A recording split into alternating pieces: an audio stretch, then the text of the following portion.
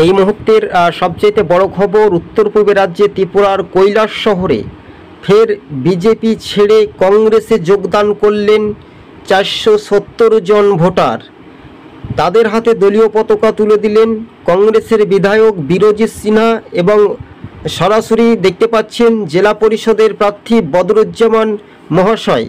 এই মুহূর্তে রাজ্য রাজনীতির বিষয়টা কৈলাস শহরের মাটি এখন কংগ্রেসের ঘাঁটি, তা প্রমাণিত করে দিলেন প্রাক্তন প্রদেশ কংগ্রেস সভাপতি বীরজিৎ সিনহা। বর্তমানে তিনি 53 কৈলাস শহরের বিধায়ক। 470 জনের যে ভোটার, রাজনৈতিক মহলে একটা জল্পনা ছিল যে বিজেপির ভোটার কেন ত্যাগ করলেন, তারা ঘরের ছেলে ঘরেই ফিরল বলে, এমনটাই ব্লক কংগ্রেস নেতৃত্ব মনে করছেন। তবে বদরুজ্জামান তিনি জানিয়েছেন যে বিজেপির এবার একটা পতনের হাওয়া, সেই পতন কিন্তু ঘুরছে। যেভাবে হিংসার রাজনীতি করেছে শাসক দল বিজেপি, সেই হিংসার বিরুদ্ধে মণিপুরের আঁচ, অর্থাৎ মায়ানমার বা মণিপুরের আঁচ বা তালিবানি শাসনের থেকে ভয়ঙ্কর শাসন কিন্তু ত্রিপুরাতে করছে। তাই মানুষ শয়ে শয়ে কংগ্রেসে যোগদান করেছেন।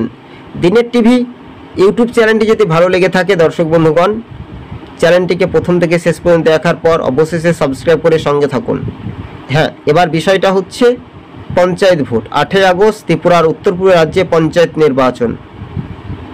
পঞ্চায়েত ভোটে কিন্তু বাজিমাত করার একটা রণকৌশল বা রণফাঁদ, সেটার উপরেও কিন্তু নির্ভরশীল অবশেষে দেখা যেতে পারে বলে খবর সূত্র মারফত এমনটাই আমরা পাচ্ছি। তবে হ্যাঁ, দিনের টিভি চ্যানেলটি প্রথম থেকে শেষ পর্যন্ত দেখবেন অবশেষে।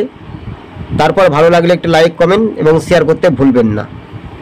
ত্রিপুরাতে পঞ্চায়েত ভোটে বিজেপির নেতার ও সাংসদের গড়ে কিন্তু একটা বড় ধাক্কা বলে মনে করছেন রাজনৈতিক মহল। টিভি সকাল ইউটিউব চ্যানেলটি আপনাদের সঙ্গে আমরা সরাসরি ত্রিপুরা থেকে প্রতিবেদনটি তুলে ধরেছি, কেননা সামনে পঞ্চায়েত ভোট প্রচার তুঙ্গে শুরু। তখন কংগ্রেস ভবনে যোগদানের প্রবল উৎসাহ বাড়ছে বলে এমনটাই মনে করছেন রাজনৈতিক মহল। তবে রাজ্য রাজনীতির বিষয়টা নিয়েও বারবার করে প্রশ্ন উত্তর, এটা একটা বাস্তবে একটা ফ্যাক্টর হওয়ার সম্ভাবনা বেশি ছিল বলে মনে করানো হচ্ছে। তবে ত্রিপুরাতে 470 ভোটার বিজেপি ছেড়ে কংগ্রেসে যোগদান।